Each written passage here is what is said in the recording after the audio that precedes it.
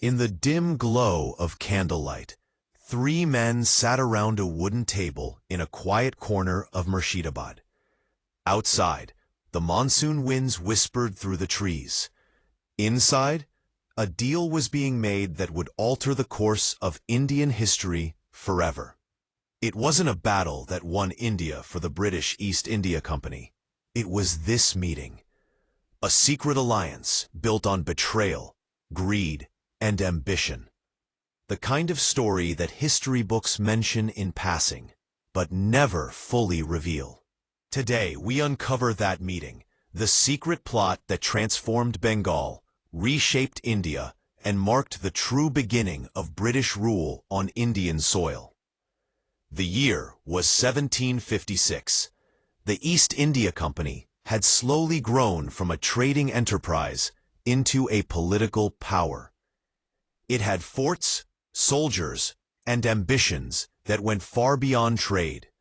The Nawab of Bengal, Siraj-ud-Daulah, a young and impulsive ruler, saw this clearly.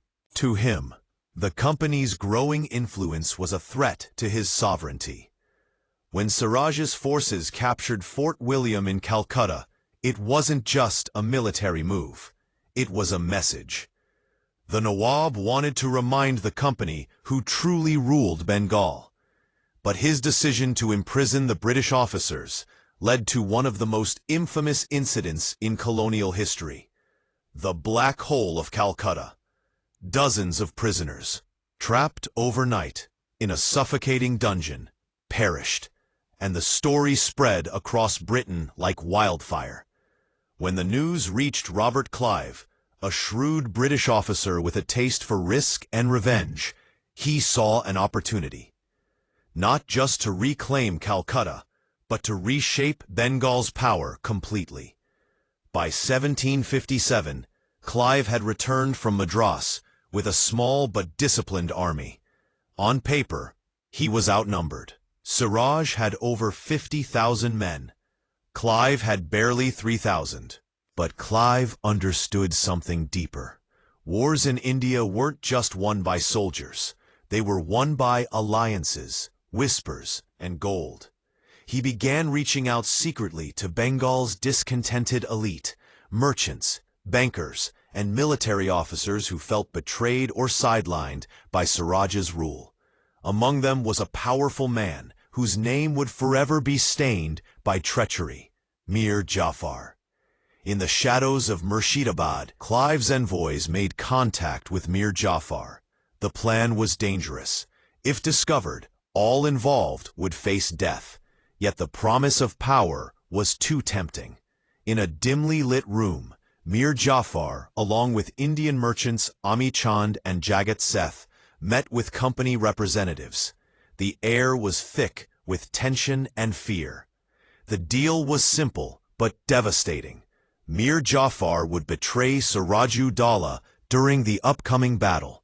In return, the British would make him the new Nawab of Bengal. In addition, enormous sums of money would be distributed to the company, to Clive personally, and to the Indian intermediaries who helped broker the deal.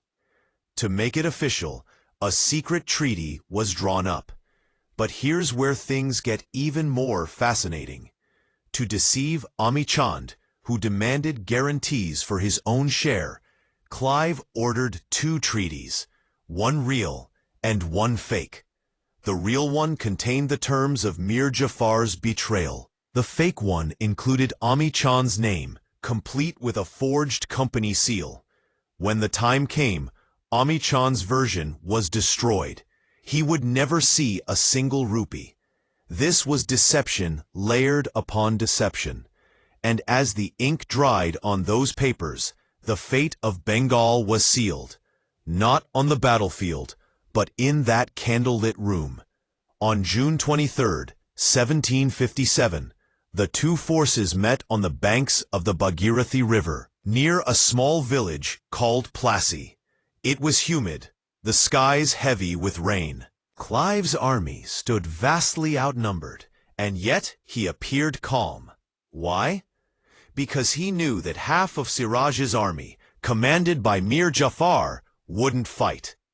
When the cannons roared and muskets fired, it seemed like war had begun.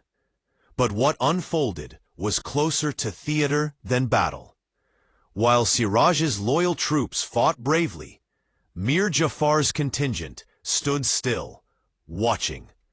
By afternoon, the Nawab's army was in chaos. His elephants panicked, his generals hesitated. And betrayal spread through the ranks.